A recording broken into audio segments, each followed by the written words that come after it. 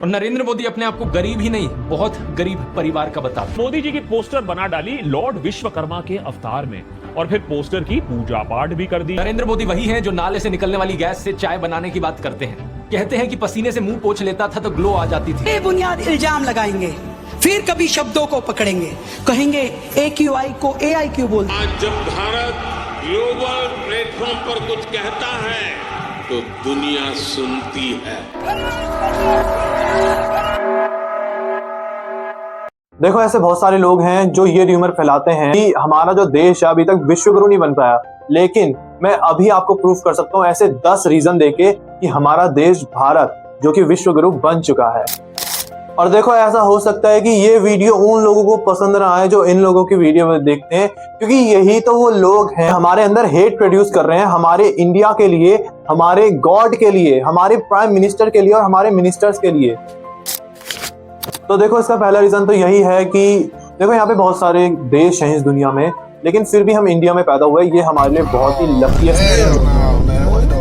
सबसे बढ़िया चीज ये हुई है कि हम उस एरा में पैदा हुए जिस एरा में हमें एक ऐसा लीडर मिल चुका है। आप दूसरे कंट्री का प्राइम मिनिस्टर या फिर प्रेसिडेंट को देखना, उनको देखना है कि वो अपने लोगों के साथ कैसे रहते हैं, लेकिन अगर आप हमारे प्राइम मिनिस्टर को देखोगे तो आपको इतना सुकून मिलेगा हमारे प्राइम मिनिस्टर के कामों को देख के कि आपका एकदम दिल भर आएगा। एक्चुअली वो ऐसे लीडर हैं जिनके आगे ये जो किम जोंग और पुतिन, ट्रम्प, ये सारे फेल हैं उनके। अंगेन गात्रम नयने और उनके लिए कोई भी ऐसा वर्ड ही नहीं बना जो उनको संबोधित कर सके। अगर मैं उनके लिए सुपर कैलिफ्रैजिस्टिक एक्सप्लोसिव भी बोल दूं, ये भी उनके लिए फेल है। अगर मैं न्यूमन अल्ट्रा माइक्रोस्कोपिक सिलिको वोल्केनोकाइनेसिस बोल दूं, तो ये भी उनके लिए भाई कुछ रहता ही नहीं, इसका कुछ मान ही नहीं उनके आगे। मैं तो कह रहा हूँ इस दुनिया में इंग्लिश में चाहे हो, हिंदी में चाहे हो, संस्कृत में चाहे हो, ऐसा कोई वर्ड ही नहीं बना भाई साहब जो उनको संबोधित कर सके। लेकिन फिर भी जितना मुझसे हो सके मैं उनका नाम प्रोनाउंस करने की कोशिश करूंगा संबोधन के साथ, मिस्टर नरेंद्र मोदी जी। अब देखो, जो लोग इन लोगों की वीडियो देखते होंगे ना, उनके मन में ऐसा एक हेट होगा इनके लिए कि देखो ये मोदी जी हैं, ये तो मोदी। लेकिन रियलिटी में तो हमारे मोदी जी हमारे लिए इतना अच्छे अच्छे काम कर रहे हैं, इन लोगों ने ना आपका माइंड वॉश कर रखा है। देखो, आई एम एन एग्नोस्टिक, लेकिन फिर भी मुझे उन पर भरोसा है। मैं ये लिख के दे सकता हूँ आपको कि वही हमारे गॉड हैं, वो इस संसार से ही परे। भाई साहब, मैं आपको कैसे समझाऊं, लेकिन आप मेरी फीलिंग्स को समझने की कोशिश करो कि वही गॉड हैं। देखो, मोदी जी के बारे में बहुत सारी कंस्पिरेसी थ्योरी बन रही हैं और बनती ही जा रही हैं कि वो चाय वाले थे और उनका मेलोनी जी के साथ चक्कर वक्कर चल रहा है। लेकिन अगर आप एक रियल मोदी पगलू हो तो आपको पता होगा कि वो इंटरनेशनल लेवल पे भाई साहब, मुझे तो उनकी टॉकिंग जो स्किल है ना, वो सबसे बढ़िया लगती है। और ये लोग कहते हैं उन्हें इंग्लिश नहीं आती, वो सही से हे हाँ हाँ हु करते रहते हैं किसी भी से भी मिलते हैं जब वो। लेकिन तुम्हें नहीं पता भाई, वो पीएम की कोड लैंग्वेज होती है। हमारे जैसे बंदों को वो समझ नहीं आएगी। जो वो पीएम होते हैं ना, वो इंटरसेक्ट करते हैं दूसरों के एकदम वाईफाई या फिर केबल लगा के, तो वो वही बातें समझ सकते हैं, लेकिन हम नहीं समझ सकते। सो ओवरऑल, अगर आप एक इंडियन हो और इस एरा में पैदा हुए हो या फिर इस एरा में जी रहे हो, अपनी लाइफ काट रहे हो, तो आप सबसे लकीएस्ट पर्सन हो in this earth, in this world, in this universe. तो बड़ीज, अब हम आते हैं अपने सेकंड रीजन पे, और ये सेकंड रीजन भी कहीं ना कहीं मोदी जी से ही जुड़ा हुआ है।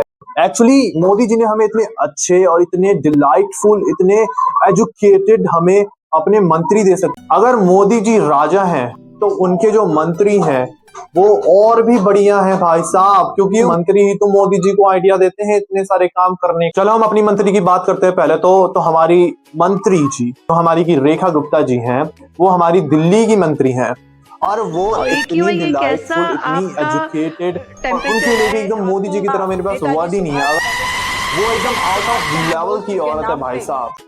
वुमेन एम्पावरमेंट में उनका इतना बड़ा हाथ है कि इस दुनिया की लाखों करोड़ों औरतें उनसे इम्प्रेस हैं, उनकी तरह बनना चाह रही हैं भाई साहब।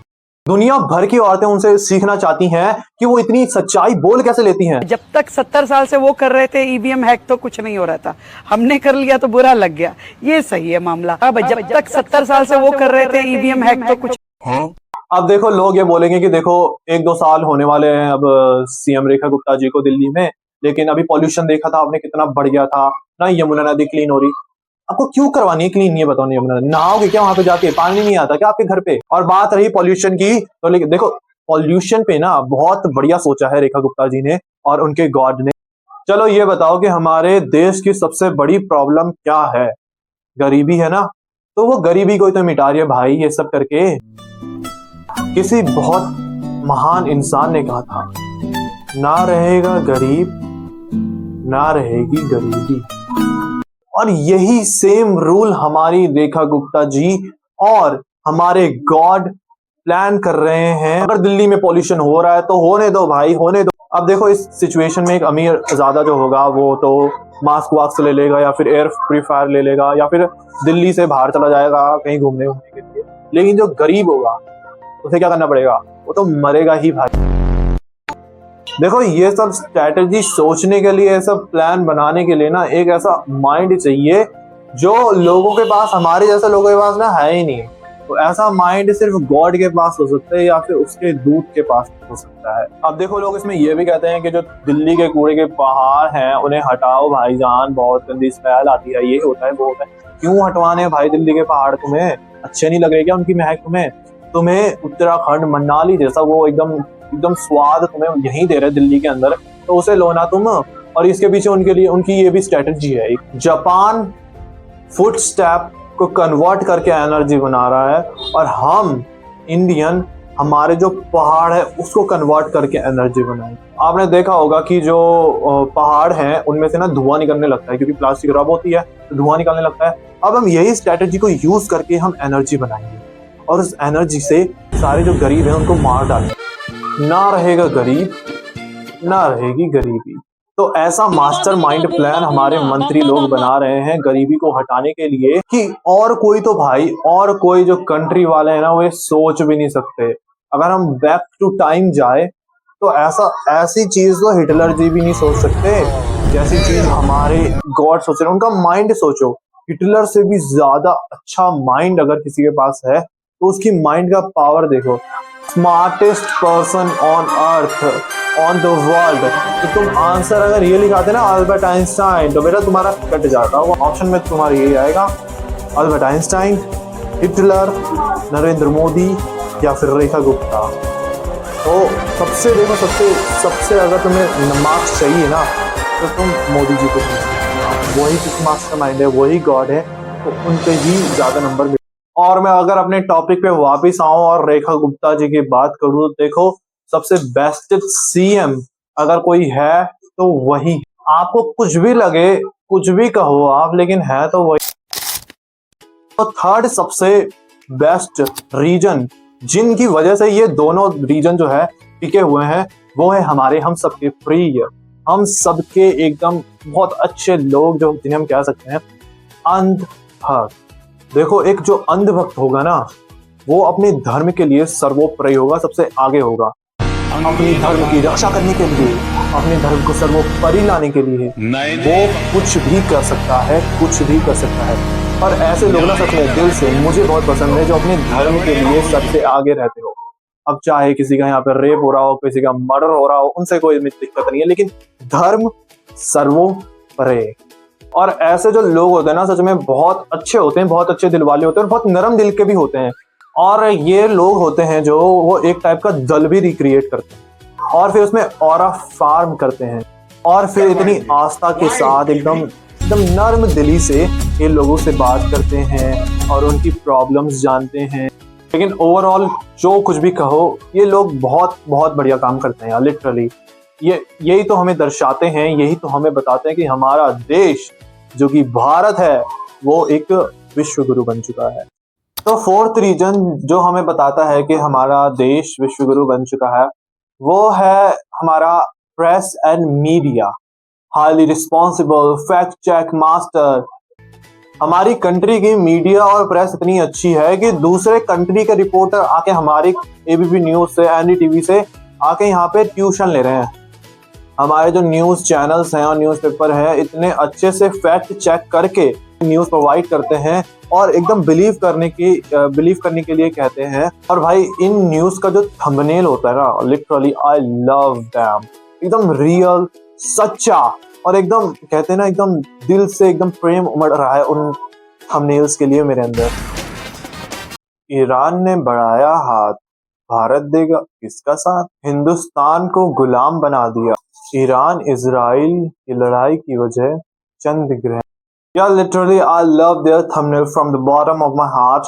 फिफ्थ सबसे बड़ी वजह हमारे इंडिया के विश्व गुरु होने की वो है हमारा एजुकेशन सेक्टर। हमारे इंडियन एजुकेशन सेक्टर में हमें इतनी अच्छी चीजें प्रोवाइड की जाती हैं, एक इतना अच्छा क्लासरूम, डिसेंट स्ट्रक्चर और टीचर इतने बढ़िया हमें मिले हुए हैं और उनके पढ़ाने का स्टाइल जो अलग तरीके का है ना कि दूसरे स्कूल के और दूसरे कंट्री के टीचर तो ये देख के एकदम फांसी लगा ली उन्होंने, लेकिन उन्होंने देखा हमारे टीचर कितने बढ़िया तरीके से मैं पढ़ाता हूँ। उनके स्टाइल देखोगे ना तुम्हें बहुत पसंद आएगा उनके पढ़ाने का स्टाइल।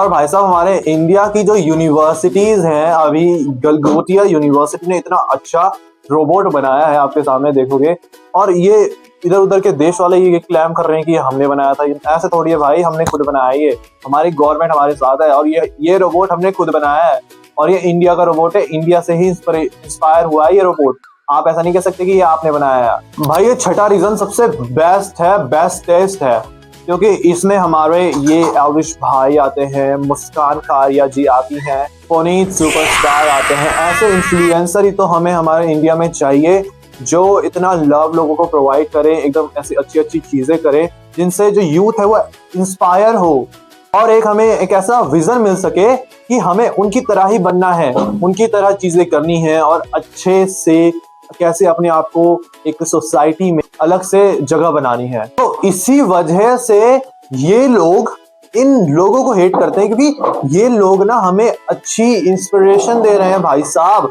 गाने बना रहे हैं और भी बहुत सारी ऐसी चीजें कर रहे हैं जो हमें इंस्पायर कर रही हो। और लिटरली ऐसे कितने सारे लोग होंगे जो इनसे इंस्पायर होते हैं और कुछ बड़ा काम करते हैं, हमारे इंडिया को प्राउड करते हैं। सेवंथ रीजन ऐसा रीजन है जो इंडिया में ना हर जगह उपलब्ध होता है। एक काम करना, तुम ना अपने किसी भी लोकल पार्क में चल जाना, सुबह चले जाना या फिर कभी भी चले जाना, वहां पे ना ग्रुप मिलेंगे बहुत सारे अलग अलग डिवाइड हो रखे होंगे। इतने अच्छे लोग होते हैं ना वहां पर कि उन्हें पता है कि हम एक जन्नत में रहते हैं और उस जन्नत की थोड़ी सी सुगंध भी हमें चाहिए, इसलिए वो धूम्रपान करते हैं और हमारी कितनी हेल्प करते हैं। और अगर तुम उनके पास जाके बैठोगे जाके वहां पे, तो तुम्हें ऐसी नॉलेजेबल बातें मिलेंगी जो तुम्हें कहीं से भी नहीं मिल सकती। बेसिकली मैंने भी यहाँ से बहुत नॉलेज गेन करी यार। वहाँ पे इतने बुरे लोग होते हैं और उनके पास इतना एक्सपीरियंस होता है और पॉलिटिकल नॉलेज तो इतनी बढ़िया होती है कि उन्हें सच में पता है कि रियल में कौन फेक है और कौन रियल है। तो मैं तुम्हें फिर बता रहा हूँ, अगर तुम पार्क जाओ और ऐसे लोग तुम्हें मिले ना, तुम प्लीज उनके पास जाके बैठ जाना।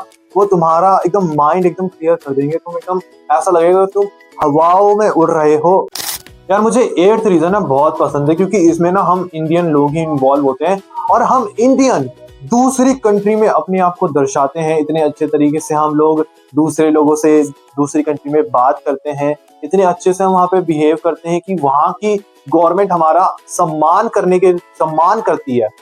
दूसरी कंट्री में हम अपना सिविक सेंस इतना दिखाते हैं। इंडिया में हम हैं तो सिविक सेंस तो है, लेकिन अगर इंडिया में अगर कोई सिविक सेंस नहीं रखता, लेकिन अगर वो व्यक्ति दूसरी कंट्री में जा रहा है तो लेकिन वहां पे तो वो सिविक सेंस जरूर ही रखता है।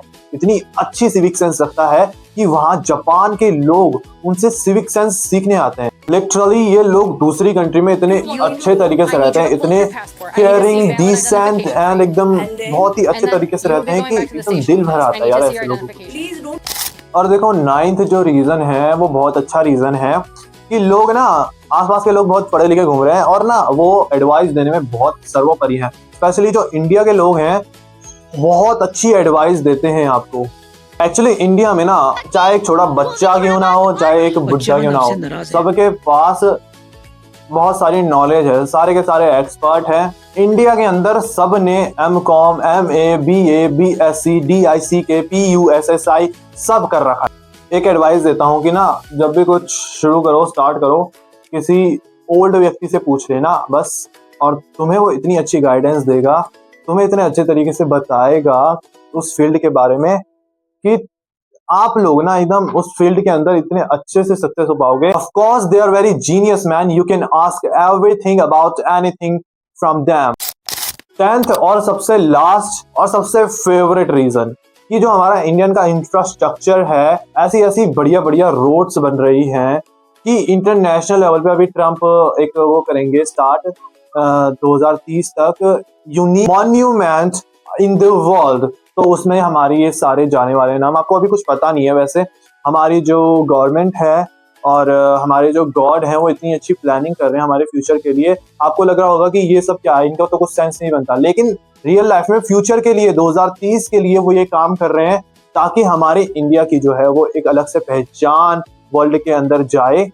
एक्चुअली वर्ल्ड लेवल पे हमारे मोदी जी हमारे लिए, हमारे इंफ्रास्ट्रक्चर के लिए अवार्ड जीतने वाले हैं। इतने सारे यूनिक काम हमारे लिए किए हुए हैं, तो अवार्ड तो भाई बनता ही है इनके लिए।